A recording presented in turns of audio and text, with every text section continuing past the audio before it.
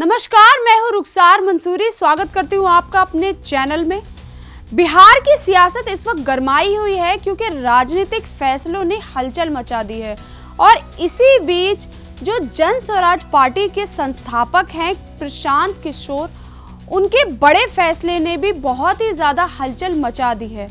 उन्होंने कह दिया है कि यदि वो चुनाव लड़ेंगे तो या तो करगहर या फिर रघुपुर से ही लड़ेंगे, क्योंकि करगहर जो है वो उनकी जन्मभूमि है और रघुपुर जो है उसको वो अपनी कर्मभूमि मानते हैं। तो अब देखना ये होगा कि आगे का क्या होगा फैसला। आइए जानते हैं इसके बारे में विस्तार से। ये खुशी है इस बात की कि तेजस्वी यादव कम से कम नकल तो ठीक कर रहे हैं। तो इससे पहले तो खाली हिंदू मुसलमान अगड़ा पिछड़ा इसको छोड़कर कभी कुछ बोला नहीं आदमी। अभी तो ये शुरुआत है, आगे आगे देखो होता है क्या। अब बिहार के युवाओं का भविष्य बिहार में तय होगा। बिहार विधानसभा चुनाव को लेकर राजनीति में सरगर्मी चरम पर है।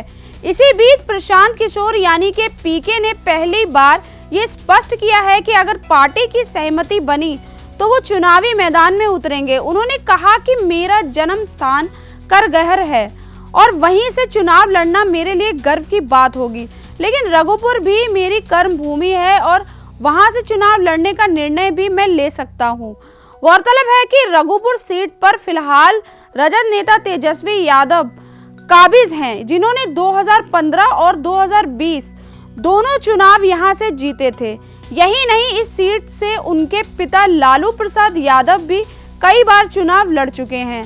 प्रशांत किशोर का ये बयान है कि ऐसे समय आया है जब पूरे बिहार में विपक्ष और सत्ता पक्ष आमने सामने है।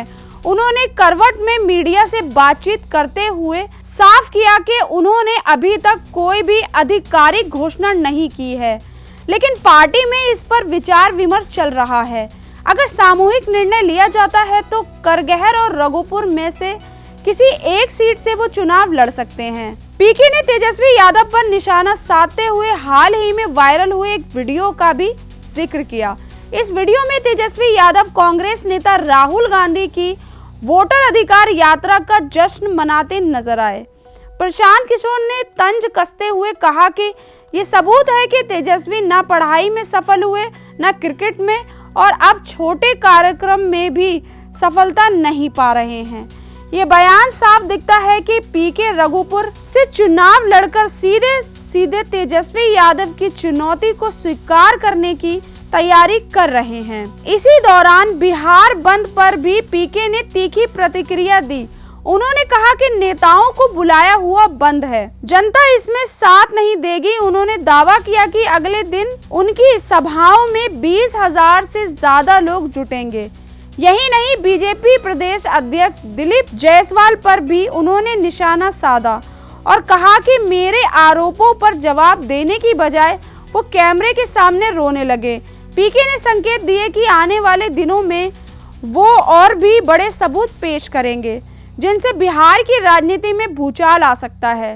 राजनीतिक पृष्ठभूमि देखें तो प्रशांत किशोर पहले बतौर रणनीतिकार कई दलों के साथ काम कर चुके हैं। 2015 में उन्होंने आरजेडी, जेडीयू, कांग्रेस संगठन को चुनाव जिताने में बड़ी भूमिका निभाई थी, लेकिन अब वो अपनी पार्टी जन स्वराज के साथ बिहार की राजनीति में सक्रिय हैं और जनता के बीच अपनी छवि मजबूत करने में लगे हैं। तो बात एकदम साफ है कि बिहार की राजनीति में इस बार तगड़ा मुकाबला होने वाला है, क्योंकि प्रशांत किशोर के फैसले का सभी बेसब्री से इंतजार कर रहे हैं।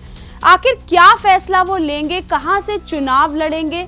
यानी अगर वो करगहर से चुनाव लड़ते हैं तो वो तो उनकी जन्मभूमि है, अगर वो रघुपुर से चुनाव लड़ते हैं तो वो उसको अपनी कर्मभूमि मानते हैं। अब देखना ये होगा कि आखिर वो क्या फैसला लेते हैं, लेकिन उनके इस फैसले से फिलहाल बिहार की राजनीति में तगड़ी सरगर्मी मची हुई है। फिलहाल के लिए इतना ही, धन्यवाद।